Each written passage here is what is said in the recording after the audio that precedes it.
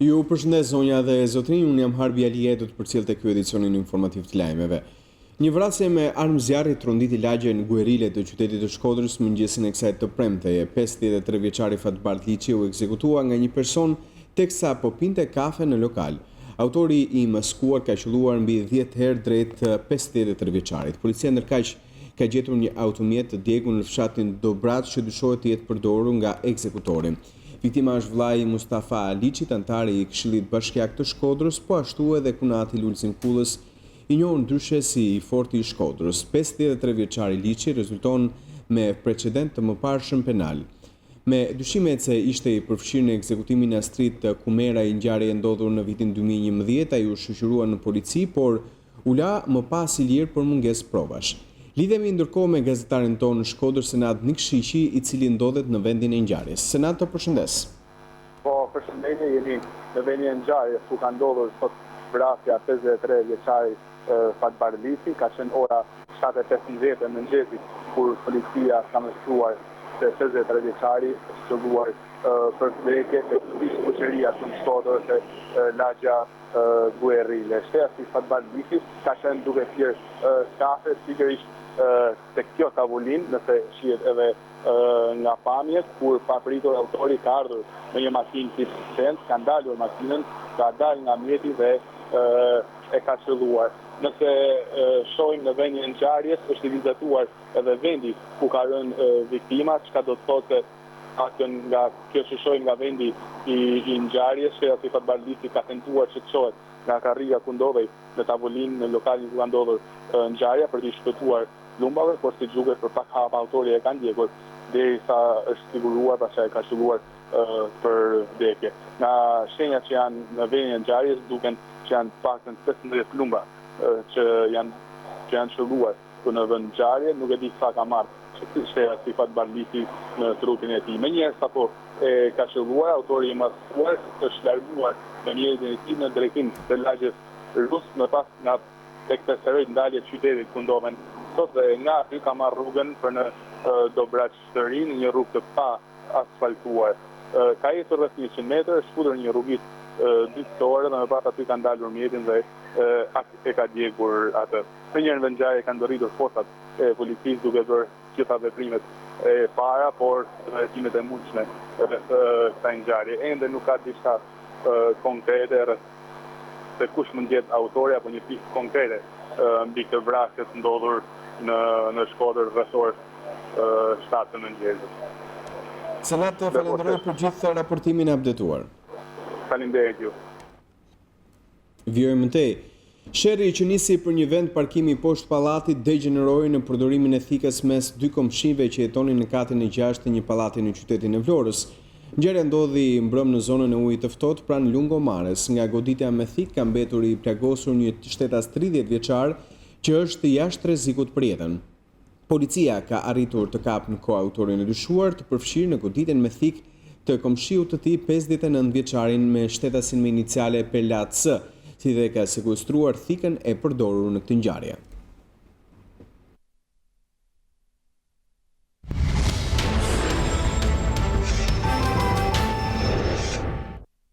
Do të lidhemi ndërkohë drejt për drejt me selinë e Partisë Demokratike, është atje duke folur deputetja Dhurata Çupi. Se vitin e shkuar, qeveria e Edi Ramës i shkaktoi shtetit dhe shqiptarëve një dëm prej 923 milion eurosh. Përveç abuzimit skandaloz me koncesionet, një nga rekordet e kësaj qeverie është korrupsioni me pronën publike.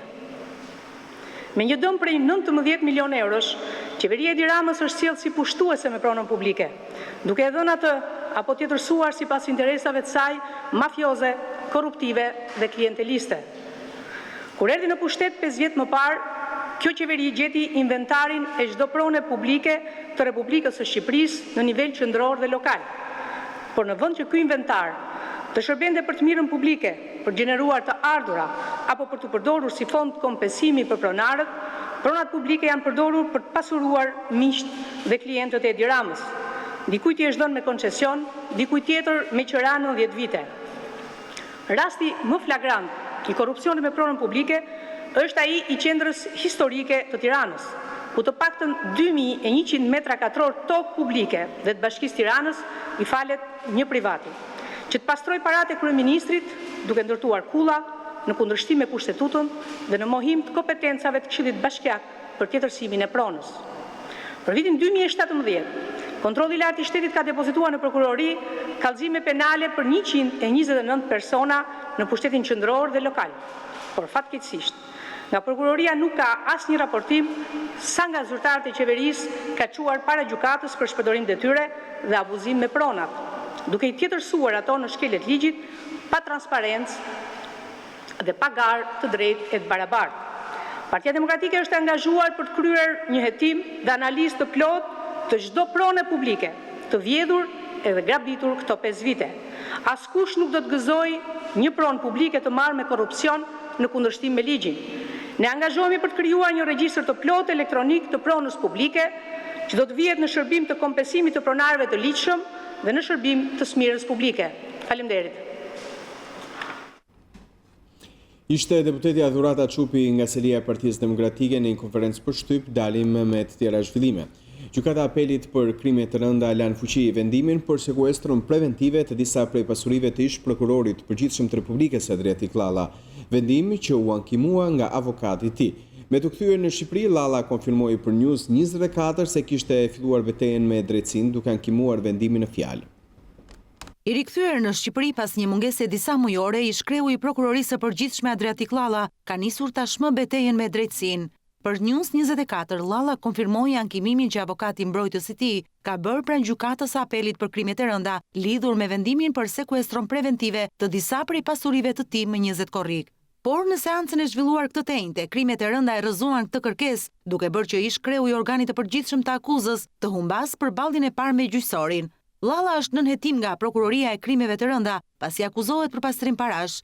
Sipas hetimeve të organit të akuzës, ka dyshime se pasuritë e Adriatik Llallës janë të pajustifikuara, ndërsa vlera e tregut të pasurive të paluajtshme kap shifrën e 98.772.000 lekëve.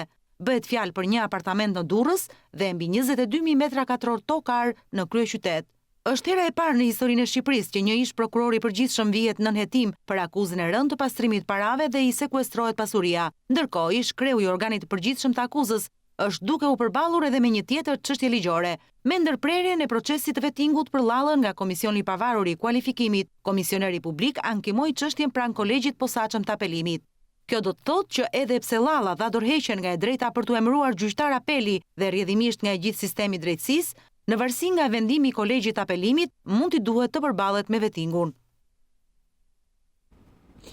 Personi liruar pak ditë më parë nga gjyqtarja Herila Çela është liruar edhe më herët për një tjetër vepër penale.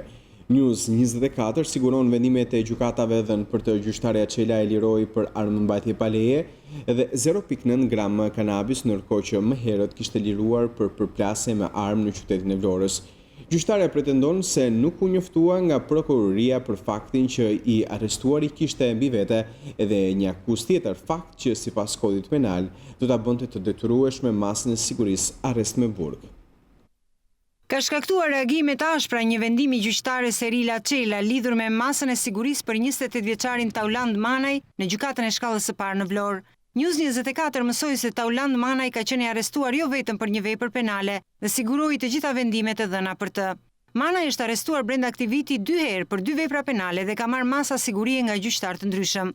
Duke shqyrtuar vendimet e dhëna ndaj Manajt, vret se masa e sigurisë dhënë nga gjyqtarja Herila Çela nuk ka lidhje me përplasjen me armë me stërimve në Vlorë në 28 shkurt 2018, ku Manaj mbeti i plagosur, pasi sipas kodit penal i njëjti gjyqtar nuk mund të shqyrtojë 2 dosje për të njëjtin person. Për ngjarjen në Vlorë, Manaj u gjykua nga gjyqtarja Elona Miali, e cila i ra në arrest me burg, dhe pasi 28 vjeçari apeloi vendimin, gjyqtarët e apelit Iliba Bezati, Petrita Lia i Brikena Ukperaj vendosën për të masën arrest shtëpie me mbikëqyrje elektronike. Gjyqtarja Herila Çela mori në dorë një tjetër dosje për Tauland Manajn, kur ky i fundit theu masën e sigurisë arrest shtëpie dhe u kap në Vlorë në 23 qershor. Në makinën e tij u gjet një sasi e vogël kanabisi dhe një armë pa leje. Gjyqtarja Çela vendosi masën paraprake të sigurisë arrest në burg për Manajn me akuzën armëmbajtje pa leje, mbajtje të lëndëve narkotike dhe thyerje të masës së sigurisë. Pas paraqitjes së përfundimeve të 3 ekspertizave, rezultoi se Manaj nuk e kishte përdorur armën që u gjet në makinë dhe se sasia e kanabisit ishte shumë e vogël, vetëm 0.9 gram. Në këto kushte, gjyqtarja Çela vlerësoi se Manaj nuk është person i rrezikshëm dhe i lehtësoi masën e sigurisë ndaj tij nga arrest me burg në arrest shtëpie, duke lënë pikërisht të njëjtën masë që kishte dhënë për të gjykata e apelit të Vlorës për akuzën e parë. Gjyqtarja Çela pretendon se prokuroria nuk e kishte njoftuar që ndaj Tauland Manaj të rëndonte një tjetër akuzë. I arrestuar për herë të dytë, ai duhet cilësoj përsëritës i veprës penale dhe automatikisht do të merrte masën e sigurisë arrest në burg.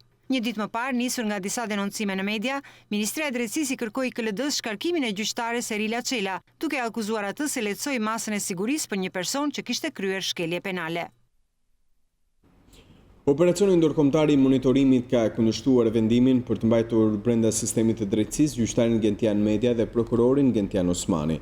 Përmes dy rekomandimeve drejtuar komisionerëve publik, OMN rekomandon të ankimohet vendimi i datës 1 gushti i Komisionit të Pavarur të Kualifikimit për konfirmimin detyrë të gjyqtarit të Gjykatës Administrative të Tiranës Media, kandidat për këshillin e emërimeve në drejtësi si dhe vendimin e datës 2 gusht për konfirmimin detyrë të prokurorit të Prokurorisë së Krimeve të Rënda, i njohur si prokurori i çështjes Tahiri, Gentian Osmani, një herë zgjedhë ky kandidat për këshillin e lartë të prokurorisë. Komisionerët publik janë në pritje të marrjes në dorëzim të vendimeve me shkrim nga ana e KPK-s dhe kanë 15 ditë afat për të shqyrtuar dhe për të vendosur nëse do të paraqesin ankim pranë kolegjit të posaçëm të apelimit, apo vendimet do të mbeten në fuqi. Gjithashtu, ekspertët e operacionit ndërkombëtar të monitorimit kanë kërkuar edhe ankimimin e vendimit të Komisionit të Pavarur të Kualifikimit që vendosi konfirmimin detyrë të gjyqtarit të administratives Artur Malaj. Artur Malaj, gjyqtari i Gjykatës Administrative të Apelit të Kryeqytetit, i cili kaloi në datën 3 gusht procesin e vettingut.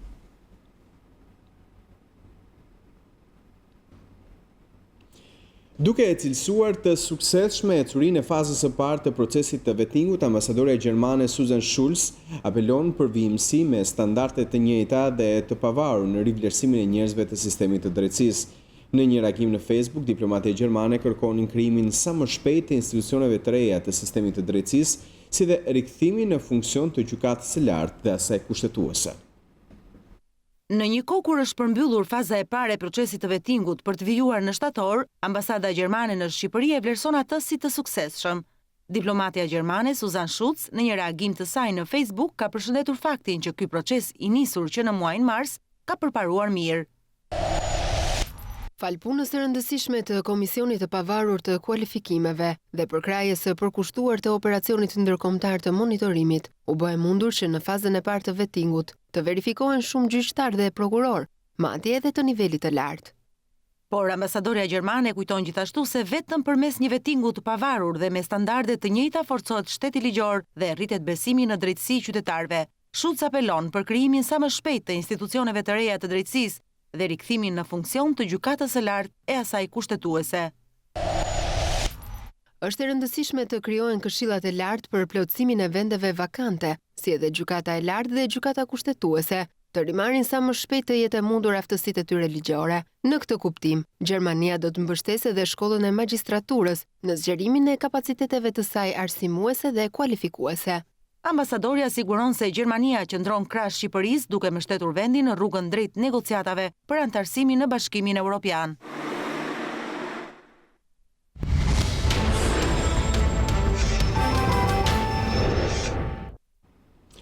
Një ditë pas aksidentit tragjik në Kamës, drejtuese e makinës Rozina Koleci ka rrëfyer në polici se pasi i goditi të riun me biçikletë, u përfshi nga paniku dhe ngatroi pedalin e frenave me atë të gazit, duke përplasur nënën dhe 2 vajzat e mitura, njëra prej cilave ndroi jetë. 24 orë pas aksidentit të rënd me 2 viktima në rrugën e Kamzës, kanë dalë detaje të reja nga hetimi mbi ngjarjen. Burime nga policia rrugore kanë konfirmuar se drejtuesja e mjetit, tip Mercedes-Benz Rozina Koleci, nuk ishte konsumuar alkool. Po ashtu ajo nuk ka qenë me shpejtësi në momentin e parë kur ka përplasur Ramazan Ishën, 29 vjeçarin që po ecte me biçikletë. Burimet thonë se shkak për aksidentin tragjik është bërë humbja e kontrollit nga 38 vjeçaria Koleci. Në momenti që ka goditur 29 vjeçarin që po udhëtonte me biçikletë, Koleci është përfshirë nga paniku, duke sjellë si pasojë humbjen e kontrollit të mjetit. Ajo ka ngataruar pedalen e frenave me atë të gazit, duke bërë që të kalojë bordurën ndarse të rrugës dhe të godas Valbona Andreun dhe 2 vajzat e saj, duke sjellë vdekjen e menjëhershme të vajzës 7 vjeçare. Rozina Koleci është vënë në pranga nga policia, ndërkohë që gjendja shëndetësore e Valbon Andreut është stabilizuar, madje 29 vjeçaria ka kërkuar të marrë pjesë në varrimin e vajzës së saj, por nuk është lejuar nga mjekët. Ndërkohë që vajza 6 vjeçare është në gjendje më të rënduar dhe po mbahet në vëzhgim nga mjekët, pasi ka marrë goditje në kokë. Megjithë masat e policisë rrugore për të sensibilizuar drejtuesit e mjeteve, jo të gjithë janë ndërgjegjësuar. Ndoshta numri i shkelësve të rregullave është ulur, por ka ende drejtues mjetësh që nuk i respektojnë ato. Nga një vëzhgim i News24 bie në sy se një pjesë vijojnë të përdorin celularin në makinë duke u bërë burim aksidentesh të rrezikshme.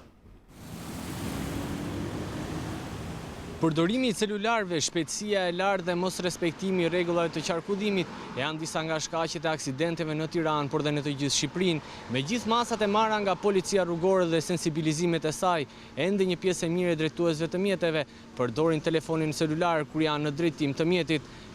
Ndërkohë që policia rrugore kryen vazhdimisht aksione për të ndëshkuar drejtuesit e mjeteve që kryen shkelje të rregullave të qarkullimit, aksidentet në rrugë nuk kanë të ndalur.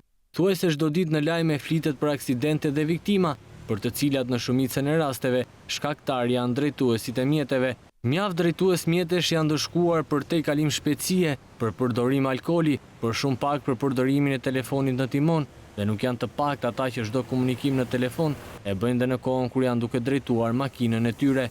News24 vëzhgoi me kamera sjelljen e drejtuesve të mjeteve në rrugët e Tiranës, si shihet disa prej tyre e përdorin telefonin me gjithë rreziqet që ai paraqet dhe me gjithë paralajmërimet e policisë për mos përdorimin e tij në timon.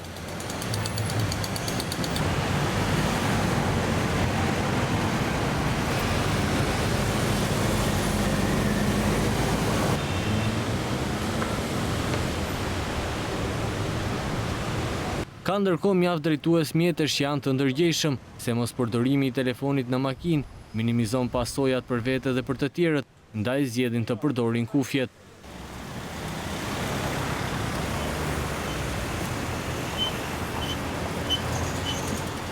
Policia e shtetit në vitin 2016 rriti masën e gjobës për përdorimin e telefonit gjatë drejtimit të mjetit nga 5.000 deri në 15.000 lekë, por rritja e gjobës pritet të ketë sërish me disa ndryshime të reja që janë propozuar në kodin rrugor. Megjithatë, respektimi i rregullave të qarkullimit dhe mbi të gjitha jetës së njeriut do të jetë në ndërgjegjen e çdo shoferi për të ruajtur veten dhe të tjerët. Edhe nga disa kontrolle të policisë për kryeqytetin është konstatuar se një nga shkeljet më të shpeshta të kodit rrugor e që përpasoj sjellën fakte dhe aksidentet me pasoja të rënda për jetën është përdorimi i celularit gjatë drejtimit të automjetit. Nga vëzhgimi i policisë u vure se në këtë harkor prej 24 orësh 95 shoferë u kapën duke komunikuar në telefon dhe ajo që është edhe më e rrezikshme sipas policisë është shkruarja e mesazheve gjatë drejtimit të mjetit. Nga ana tjetër, agjentët vëshkues me veshje civile konstatuan një numër drejtuesish që nuk u japin përparësi këmbësorëve apo edhe në gjendje të dhëur. Në funksion të këtyre kontrolleve u arrestuan në kushtet e flagrancës 14 drejtues mjetësh.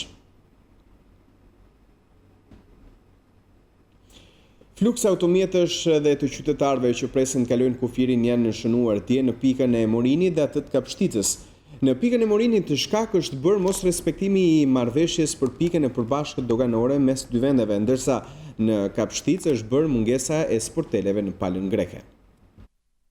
Qytetarë që presin me orë të tëra për të udhëtuar drejt Kosovës nëpërmjet pikës kufitare të Morinit. Është kjo panorama në pikën e kalimit doganor në këto ditë të nxehta gushti.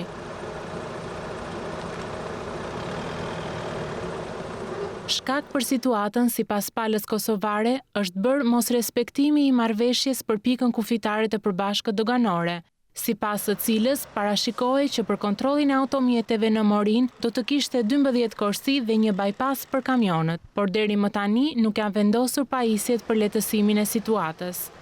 Nuk është normale, sidomos prej Maqedoni, prej Malit Zia ne kemi prit shumë, edhe këtu pa vazhdon një sistem. Pritje madhe, rrugë lartë, plus sidomos me familje kur qëllon njëri është pak ma... Kufini në Shqipëri dhe Kosovë, këtu sidomos mos të kepë, mos me pas pengesa. Si Slovenia me Itali për shembull. Tjerat janë të pritne, domethënë atë ne na ka una Serbisëve që dim që ka shumë, po mundohemi marrën tjetra në anë mirë, po apet këna ballafaqohemi me këtë problem. Fluksa automjetesh janë shënuar edhe në pikën kufitare të Kapshticës. Në 24 orët e fundit kanë hyrë në doganën e Kapshticës 4.735 shtetas shqiptar dhe të huaj, ndërsa në dalje janë regjistruar 3.320 shtetas. Dhjetra qytetarë kanë në pre skemës së mashtrimit me policat e sigurimit për të evituar pikërisht blerjen e policave të falsifikuara për makinat që hynë në territorin shqiptar. Autoriteti i mbikëqyrjes financiare dhe policia kufitare apelojnë drejtuesit t'u drejtojnë pikave të autorizuara, si dhe të marrin informacionin e duhur përmes internetit apo telefonit. Çdo policë sigurimi e bler jashtë territorit shqiptar apo që është e plotësuar me shkrimdore është e pavlefshme, dhe si e tillë duhet të refuzohet nga qytetarët e interesuar të cilët mund të bien lehta spre e mashtrimit.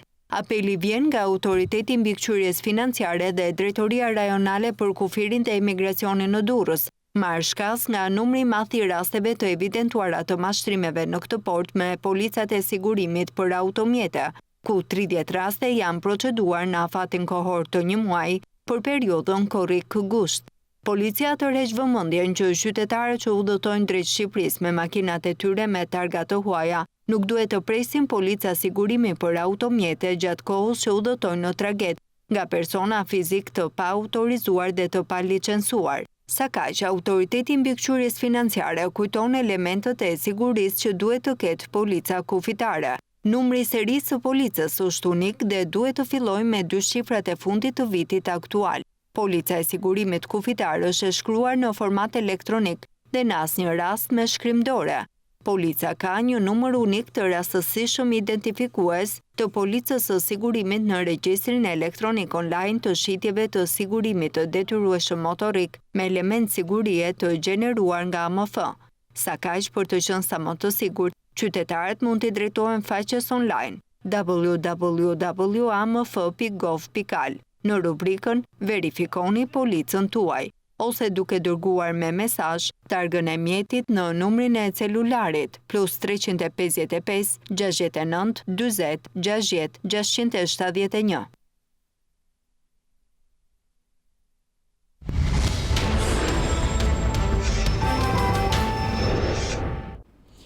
Britania e Madhe dhe Gjermania janë shprehur kundër ndryshimit të kufive në Ballkan. Ambasadat e këtyre 2 vendeve në Kosovë kanë reaguar duke nënvizuar se ndryshimi i kufive në Ballkan mund të sjellë shumë destabilitet pikërisht në këtë rajon. Ambasada e Britanisë së Madhe dhe ajo e Gjermanisë në Prishtinë kanë thënë se thirrjet për ndryshim të kufive të Ballkanit mund të sjellin destabilizim. Ne besojmë se thirrjet për modifikim të kufive nacional mund të jenë destabilizuese, ka thënë ambasada britanike në një përgjigje për Radion Europa e Lirë. Ashtu siç kemi qenë gjithmonë të qartë, normalizimi i marrëdhënieve mes Kosovës dhe Serbisë është vendimtar për sigurinë, stabilitetin dhe prosperitetin e të dyja vendeve dhe rajonit në tërësi. Qeveria britanike beson se kjo duhet të jetë në bazë të njohjes së vendeve të pavarura brenda kufive aktual. Ne vazhdojmë ta mbështesim dialogun të lehtësuar nga Bashkimi Evropian, thuhet në reagimin e ambasadës britanike në Prishtinë. Ndërkohë ambasada e Gjermanisë ka thënë se shteti më i fuqishëm brenda BE-s është kundër ndryshimit të kufive gjithashtu. Ministri i Shtetit Michael Roth, sikurse dhe ambasadori Hyde, në intervista të ndryshme e kanë bërë të qartë pozicionin zyrtar lidhur me dialogun për normalizim të marrëdhënieve. Me këtë, qëndrimi i qeverisë federale të Gjermanisë është i njohur, thuhet në deklaratën e kësaj ambasade. Roth dhe Hyde kanë thënë më herët për mediat e Kosovës se ndarja e vendit dhe lëvizjet e kufive janë shumë të rrezikshme dhe mund të destabilizojnë të gjithë rajonin e Ballkanit. Për herë të parë, presidenti i Serbisë Aleksandar Vučić deklaron se është pro ndarjes së Kosovës. Megjithatë, kreu i shtetit serb thekson se rishikimi i kufive nuk varet vetëm nga ai, por edhe nga Prishtina zyrtare. Unë mbështes ndarjen e Kosovës dhe nuk e fsheh këtë. Kjo është politika ime dhe nëse do e marr apo jo mbështetjen e popullit serb. Por unë jam në favor të demarkacionit me shqiptarët e Kosovës, të kesh një territor që askush nuk e di si ta trajtojë ose që shërben gjithnjë si burim konfliktesh të mundshëm nuk është diçka e mirë. Por nëse do të kemi apo jo sukses me demarkacionin, kjo nuk varet vetëm nga ne. Duhen 2 për të kërcyer tangon, është shprehur presidenti serb.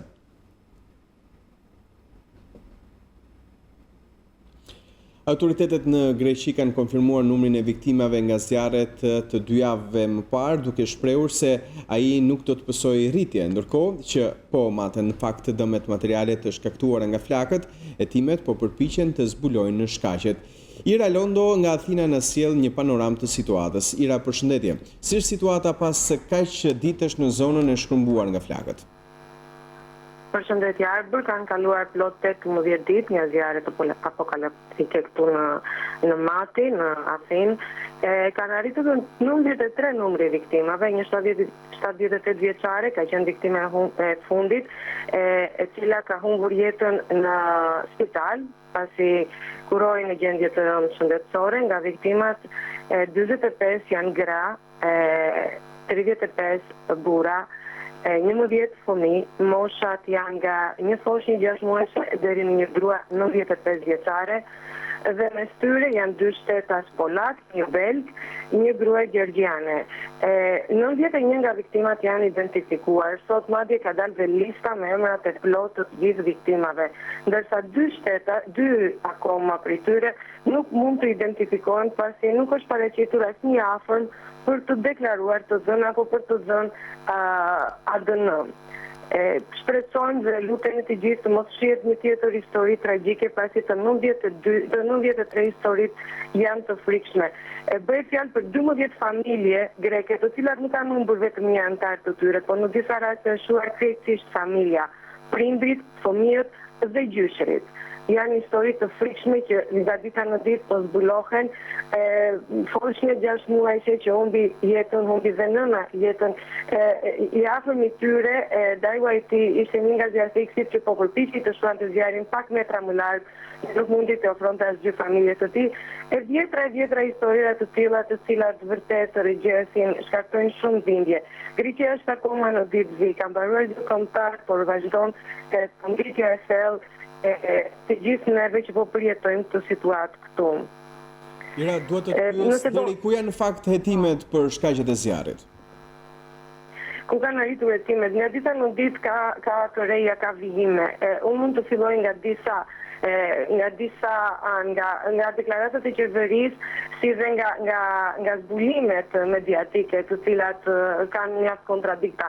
Nga njëra anë, sot në media publikohet raporti i periferisë, i cili flet me detaje për çdo informacion dhe mënyrën se si ka funksionuar pas ditën e të hënës 23 korrik, shërbimi Sekretaria e Mbrojtjes së Qytetarit, domethënë se si është koordinuar zjarfikësia me policinë për të ardhur në ndihmë njerëzve që u bllokuan, u gjetën në kushtin e këtyre zjarreve. Domethënë se si janë trajtuar kjo situatë emergjente në këtë. Faktet flasin për një mungesë koordinimi, një mungesë informacioni, madje nëse në orën 5 u informuan për zjarrin në zonën Pendeli, në orën 6 në shtat, kur zjarri kishte ardhur në Mati dhe po dishte gjithçka, u informua zjarfikësia të shkonte në zonën Vjoni, që ishte ana e kundërt për sa i njohin atikën. Domethënë u informuan se zjarri kishte marrë drejtim të kundërt. Ndërsa kryetaria periferisë atikës, zonja Rena Zuru, kërkoi mbledhje urgjente në orën 8:30, kur kishte marrë fund gjithçka. Këto janë të dhënat e reja që dalin, të cilat vërtetojnë tashmë me të dhënat që janë publikuar sot nga gazeta greke Ethnos, se ajo mbrëmja e të hënës ka qenë një mbrëmje pas një kontroll, pas një koordinim, pas një mbështetje, ndërsa qytetarët janë drejtuar nga policia, kalimtarët në atë kohë në zonën e Mati janë drejtuar drejt zjarrit dhe jo janë larguar prej tij. Janë drejtuar domethënë drejt vdekjes. Ndërkohë që mjekët ligjor thonë se vdekja e 93 viktimave ka ardhur nga asfiksia fillimisht e mutej, temperaturat e larta deri në 200 gradë, kanë shkrirë gjithçka, kanë shkrirë trupat e tyre. Nga ana tjetër, kryeministri Tsipras ka kryer dje një vizitë në Ministrinë e Mbrojtjes së Qytetarit, ku ka shpallur dhe kapitullin e ri, mund të themi, në menaxhimin e situatave emergjente, në mekanizmin qeveritar për të shmangur katastrofa të tilla në të ardhmen. Çfarë konkretisht ka shpallur kryeministri Tsipras? as dorëheqjeve tashmë të ministrit mbrojtjes së qytetarit, të sekretarit të përgjithshëm, të kryesisë të kreut të policisë greke dhe sot të kreut të zjarfikses greke, të një zhvendësimi që nuk pritej, por gjithsesi ka ardhur, kryeministri Tsipras në rast të parë ka përjashtuar mundësinë e shpalljes së zgjedhjeve të parakohshme. Këtë mundësi ka eliminuar në fjalën e tij. Ndërkohë që në Greqi themelohet shërbimi kombëtar për trajtimin e situatave emergjence i posaçëm një shtesë e sektorit publik grek. Kreu i këtij shërbimi kombëtar, që do të funksjonojë sipas sistemit amerikan dhe europian në institucion unik, do të vendoset me vendim parlamentar dhe në këtë vendim do të kenë të drejtën e refuzimit edhe krejt e opozitës. Domethënë do të jetë një specialist që do të mund të trajtojë situata emergjente në të ardhmen për të shmangur katastrofa të tilla. Nga ana tjetër, është formuar komisioni që do të shqyrtojë shkaqet e ngjarjes, pasi kryeministri Tsipras dhe ministri Brendshëm Skurletis kanë deklaruar se do të çojnë deri në fund kërkime se si arritëm në këtë tragjedi kombëtare të këtyre përmasave. Në krye të këtij komisioni është hyrur profesori akademiku gjerman Johann Georg Goldammer i Institutit Max Planck, ndërkohë që sot kanë arritur në Atinë dhe 2 specialistë britanik për t'u bashkuar ekipit të mbrojtjes, gatishmërisë dhe rehabilitimit të zonës. Kryeministri Tsipras është drejtuar Europës, ka kërkuar ndihmë jo vetëm nga specialistët vendor, por dhe nga të huaj për të zbuluar me të vërtetë se çfarë ndodhi. Ndërkohë që situata në Mati, të flasim pak se si janë sot gjërat në Mati, në zonën e djegur. Njëra duhet të ndërpres pikërisht te ky argument, a janë dëmshpërblyer banorët e prekur dhe a ka filluar në fakt rindërtimi i zonës atje? Po, situata është akoma tragjike. E para, Ministria e Ambientit ka informuar dhe ka paralajmëruar banorët të jenë shumë të kujdesshëm kur kthehen në shtëpitë e tyre tashmë të djegura apo shumë të dëmtuara, sepse ka shumë lëmë toksike. Nuk është pastruar akoma, ka një rrezik toksik për shëndetin e sa kanë mbetur pas apo strehohen në zonat e prafërta. Kjo është shumë kryesore, shumë e rëndësishme. E dyta, po janë shpallur masat, do të jenë 500 milion euro buxheti për mbrojtjen e vendit nga katastrofa natyrore, ndërkohë që masat që ka shpallur qeveria Tsipras janë 20, 132 milion euro do të ofrohen për rindërtimin e shtëpive të djegura. Për sa i përket ndihmës që do të jetë urgjente, një shumë parash nga 5.000 deri në 10.000 euro për familje të dëmtuar. Brenda vetëm 9 ditëve janë dorëzuar 3.320 kërkesa, 3.320 persona kanë aplikuar për këtë ndihmë brenda vetëm 9 ditëve. Sot kanë filluar dhe janë gjitur afishet e para për rrëzimin e ndërtesave të pa leje, të cilat janë të shumta, janë 3.200 vetëm në Atik, dhe bëhet fjalë për atë bllokimin e daljes në det që shkaktoi dhe vdekjen e 26 personave në një territor të ngushtë në Mati, të cilët nuk mundën kur të arrijnë të zbresin në bregun që ishte shumë afër. Kështu që këto janë masat paraprake.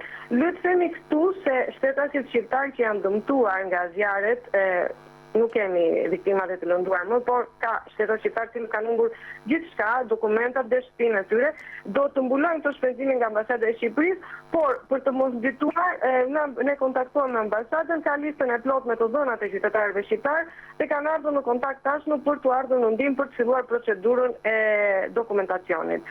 Këto janë masat e para, ndërkohë që në vijim do të ketë edhe të tjera, por vendimi gjithsesi ministror për dëmshpërblimin e madh, që është suma e ndërtimit të shtëpisë, në mënyrë që të fillojnë punimet konkrete, do të merret brenda një jave. Njëra duhet të të pyes sa ka ndikuar kjo ngjarje në turizmin në Bregdetin grek dhe veçanërisht pikërisht në zonën e Matit, që është karakteristike për turizmin.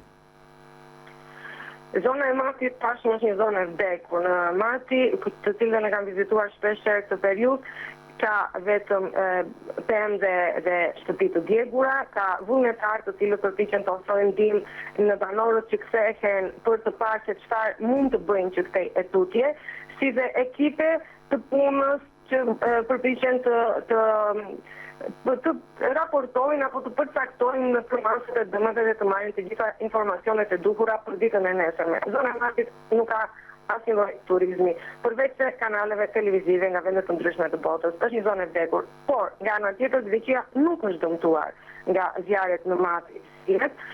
Përkundrazi, ky konsiderohet viti më i suksesshëm për turizmin grek, me mbi 33 milion turistë deri në fund të gushtit, që nuk është as fundi i sezonit sipas mbajtjeve dhe rezervimeve të deritanishme në hotelet e vendit. Ira, duhet të të bëj dhe pyetjen e fundit, sa dorëheqje ka patur pas kësaj ngjarje tragjike? Ju folët pak më parë komplikacionin që pati politika dhe kryeministri Tsipras, por le të flasim për dorëheqjet.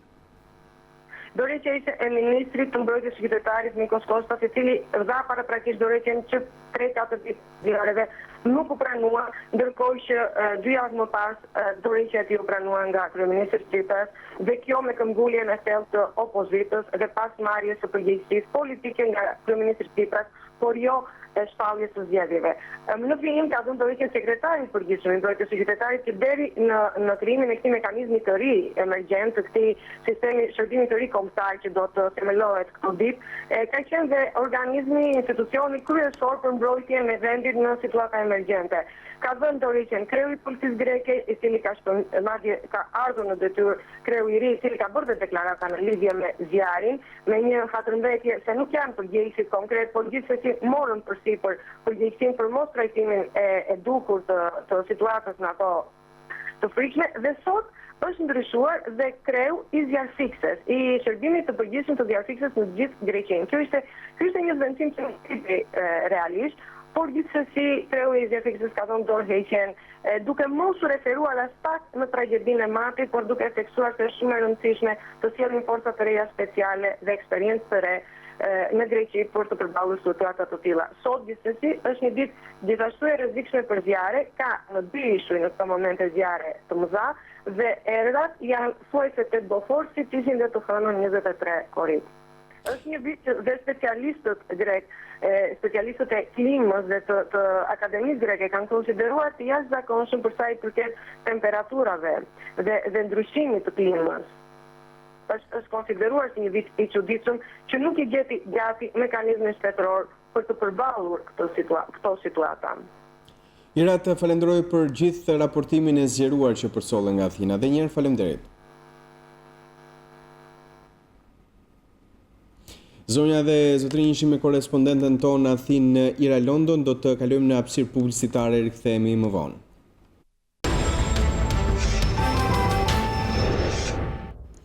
Ndërhyrja e Bankës së Shqipërisë në tregun për blerjen e euros do të vijojë deri në stabilizimin e kursit të këmbimit. Ekspert të këtij institucioni, gjatë prezantimit të raportit të politikës monetare për 3 mujorin e tretë, bëjnë me dije se tashmë janë ndier efektet e para pasi moneda europiane ka qenë stabil gjatë javës së fundit. Banka e Shqipërisë deklaron se do të vazhdojë programin e blerjes së eurove nga tregu deri në stabilizimin e kursit të këmbimit. Në raportin e politikës monetare për 3 mujorin e tretë të 2018-s, ekspertët thonë se ndërhyrja ka patur efekte pozitive duke ndalur rënien e mëtejshme të euros. Sipas vlerësimeve tona, mbiçmimi i kursit të këmbimit shkoi përtej trendit forcues të diktuar nga faktorët strukturor.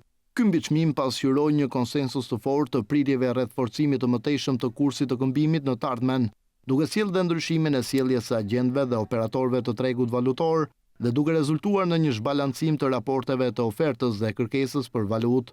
Përrjedhoi, nëpërmjet modifikimit të sjelljes, pritjet patën një efekt vetë përmbushës në afatin e shkurtër, duke sjellë forcimin e kursit të këmbimit dhe duke rrezikuar krijimin e spiraleve negative, me pasoja potenciale negative në tregun financiar, në ekonomi dhe në inflacion.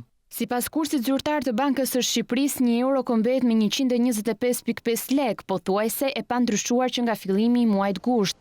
Banka e Shqipërisë nuk e ka bërë publike shifrën e eurove që ka bler nga tregu, por në qershor rezerva valutore e saj u zgjerua me rreth 200 milion euro, pjesa më e madhe e të cilave mendohet se ka ardhur nga blerja direkte në treg. Nga janari deri në muajin korrik, moneda europiane ka humbur rreth 10 pikë në kursin e këmbimit.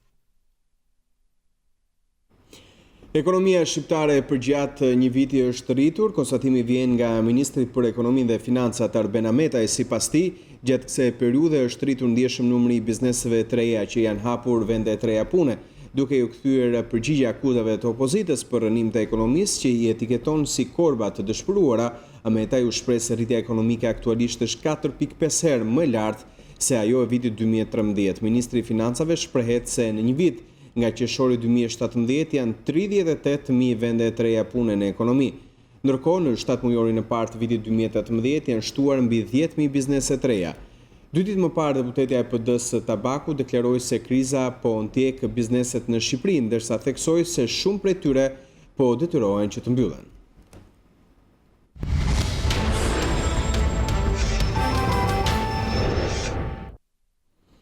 Pushime të kthyera në mort, i tillë ka qenë rasti për një familje nga Kosova që kishte zgjedhur të kalonte ditët e nxehta të muajit gusht në zonën e Ranës së Hedhur në Shëngjin.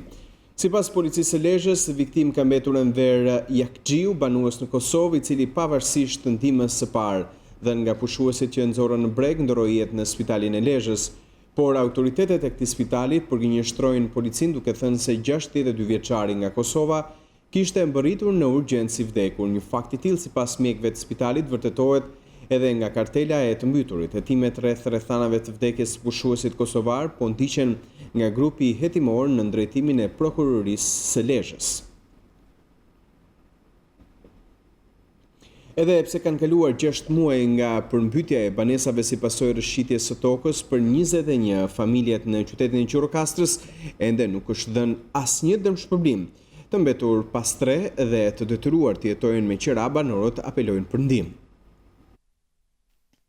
Mes baltës, dherave dhe mbeturinave, kështu jetojnë tashmë 21 familjet e pallatit 8 në Gjirokastër. Përmbytjet nga shirat në muajin shkurt shkatëruan jetën normale të banorëve në këtë pallat. Prej asaj dite, 21 familjet e këtij pallati bashkëjetojnë me frikën për të nesërmen. 6 muaj pas rrëshqitjes masive të dherave në kodrën e Shtufit, situata vijon të mbetet e pandryshuar. Pallati 8 katësh është ende i mbuluar nga balta. Përgjatë gjithë kësaj kohe asnjë pëllëm balt nuk është larguar nga pallati, përveç asaj që kanë hequr vetë banorët, të cilët ende nuk kanë asnjë përgjigje për situatën e tyre. Stina e verës pritej të ishte edhe koha kur do të nisnin ndërhyrjet rehabilituese në këtë vend, por përveç marrjes së disa mostrave të tokës muaj më parë, asnjë hap tjetër nuk është hedhur. Situata më e rëndë është për banorët në katin e 2 dhe të 3. Apartamentet e tyre janë të pabanueshme dhe ata jetojnë ende në shtëpi me qira. Suzana Gërgjolli është një prej banoreve në shtëpinë së cilës prej 6 muajsh ka zënë balta, betoni dhe bimësia. Është njësoj si ditën e parë, si në 3 shkurt që ndodhi kjo gjë, dhe sot e gjithë dita nuk është marrë asnjë mas. Na kanë premtuar shumë herë, s'kan filluar të bëjnë asnjë punim. Ne jemi shumë të shqetësuar. Ne që jemi të dëmtuar, por i gjithë pallati është shumë i shqetësuar. Po filluan shirat këtu, ky pallat ka mbaruar. Ishim lart tek prefekti. Na tha që ka mbaruar projekti, do çelet fond, do ta bëj bashkia. Kur do ta bëj? Po kaq e vështirë është gjendja edhe në familjen Barjami. Bleona, banore në katin e 2, thot se vlerësimi i dëmeve që është bërë nga bashkia jo vetëm është i pamjaftueshëm dhe jo real, krahasuar me dëmet e pësuara, por të dëmtuarit nuk janë shpërblyer ende financiarisht. Gjatë këtyre muajve kemi ndënjur në mëshirë të fatit, asnjë ndihmë nga shteti, nga askush, vetëm presim që të plotësojmë premtimet që nga kryeministri, prefekti, kryetari e bashkisë, të cilët kanë premtuar me të madhe që do të bëjnë këtë pallat dhe po erdhi shtatori fillojnë shirat dhe këtu s'po bëhet asgjë. Nuk kemi marrë asnjë kokër leku, por që kanë bërë një vlerësim minimal me 2 milion lek, që nuk e di se ç'do bëj kryetari e bashkisë po të ketë 2 milion lek për të bërë një shtëpi. Ne na ka dalë gjithë plaçka jashtë përdorimit. Këtu do mbi 10 milion lek. I pyetur nga News24, prefekti Astrid Aliaj tha se tashmë pritet vetëm çelja e fondit dhe transferimi në përgjegjësinë e bashkisë, ku synohet që punimet të nisin gjatë këtij muaji para sezonit të shirave.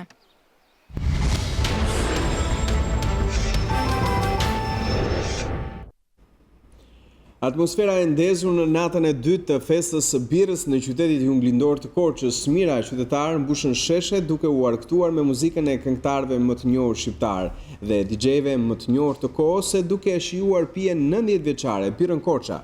Diplomatë të huaj në ambientet e fabrikës ku prodhohet kjo birë të impresionuar nga investimet e kryera, i cilësojnë ato shumë të vlefshme jo vetëm për qytetin, por edhe për mëngjer.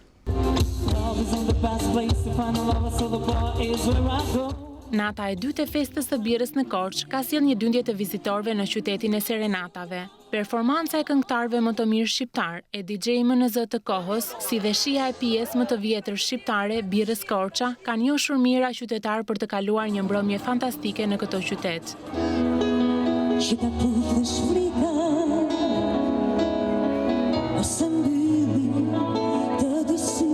këtë radhë Korçën e kanë vizituar edhe qindra turist, si dhe diplomatë huaj, të cilët kanë shijuar tingujt e muzikës shqiptare, gatimet tradicionale dhe birën më të vjetër atë Korça. Është qytet me të vërtet i bukur. Më pëlqen festa. Bira është lirë, shumë lirë. Unë kam qenë këtu 2 vjet më parë dhe duhet të them se bira Korça është shumë e mirë. Festa është bërë më e madhe dhe vijon të jetë më e bukur. Cilësia e birës më pëlqen. Jam këtu për herë të parë. Më pëlqen Korça dhe festa e birës. Bira Korça është e shkëlqyer. Është një nga birat më të mira shqiptare, është e preferuara ime. Ne po pim bira Korça. Është një birë e shkëlqyer dhe më pëlqen. Festa është e bukur, një vend ku të pëlqen të jesh dhe të qëndrosh. Në Korçë jam për herë të parë. Është nga qytetet më të bukura shqiptare. Erdha engas për festën e birës. Pasi ka provuar birën Korça në sheshet e qytetit, ambasadori rumun, Mircea Perpelea, ka shprehur interesin për të parë nga afër vendin ku prodhohet bira e parë shqiptare. Investimet e kryera në fabrik nga kompania e birës Korça i ka lënë mbresat më të mira diplomatit rumun, i cili i ka konsideruar ato të vlefshme, jo vetëm për qytetin, por edhe më gjerë. Bira Korça is wonderful. Bira Korça është e mrekullueshme, por fillimisht duhet të ndaj përshtypjet për qytetin. Korça është një qytet mjaft i bukur, po në një nivel edhe më të lartë është bira. Dua të përgëzoj presidentin për këtë investim në këtë fabrik. Tani që vizitova edhe ambientet e fabrikës, më pëlqen edhe më shumë bira Korça. Një investim i këtyre përmasave është i vlefshëm për qytetin, për qytetarët, por edhe më gjerë. Është kënaqësi të vizitosh këtë fabrik në këtë stin kur të gjithë shijojnë një gotë birë. Është verë, mua më pëlqen bira Korça edhe më shumë tani që e vizitova nga afër. Do ta pi më shpesh birën Korça, por me mas. Midis vizitorëve që kanë ardhur për të qenë pjesë e kësaj feste të bukur, nuk mungojnë edhe emigrantët që kthehen enkas në Korçë çdo vit për këtë festë. Është hera parë që vi në Korçë. Që ka shumë e bukur Korça. Ne po shijojmë që të gjitha me pushimet, po pim birra Korçë. Më mirë nga të gjithë qytetet që kemi gjithësisë është birra Korçës. Bira është shumë e mirë. Gjithçka perfekte. Bira fantastike, bira Korça. Atmosfera festive në qytetin e Serenatave zgjati deri në orët e para të mëngjesit për të vijuar në mbrëmje me një ritëm të ri, me më shumë pjesëmarrës e piedashës të birës.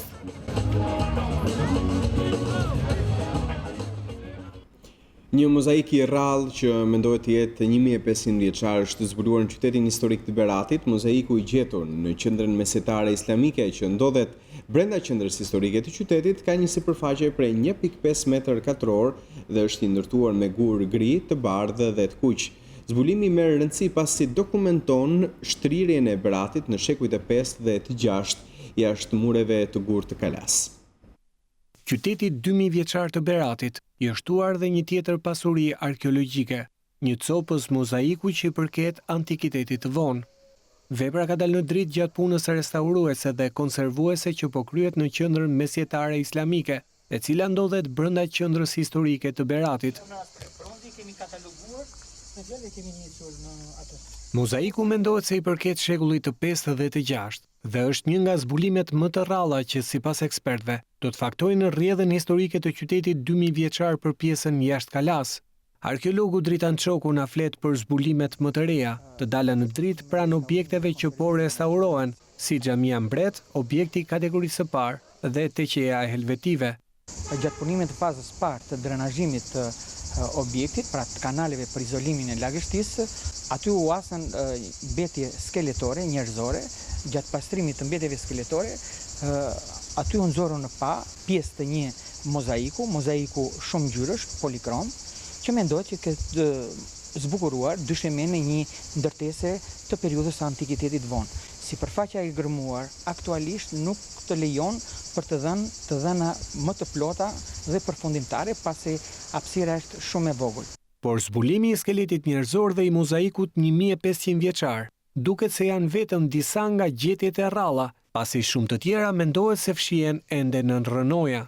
Një gjetje tjetër mjaft interesante është zbuluar edhe gjatë drenazhimit të teqese halvetime në Berat, një strukturë muri gjysmë arkore që ndodhet në pjesën e themeleve të teqese helvetime. Kjo dëshmi e këtij mozaiku, ndoshta e periudhës së antikitetit të vonë, do të thotë që këto të dhëna e pasurojnë më shumë historikun e qytetit me shtrirjen e këtij qyteti edhe jashtë mureve të Kështjellës, pra jashtë bërthamës së qytetit antik. Mozaiku i Beratit ndodhet rreth 77 cm nën kuotën e nivelit të oborrit dhe ka një sipërfaqe prej 1.5 metër katror. Vepra është ndërtuar me gur 3 ngjyrësh, gri, të bardhë dhe të kuq. Pas zbulimit të fundit pritet vendimi nga Këshilli Kombëtar i Arkeologjisë në lidhje me vijshmërinë e kërkimeve.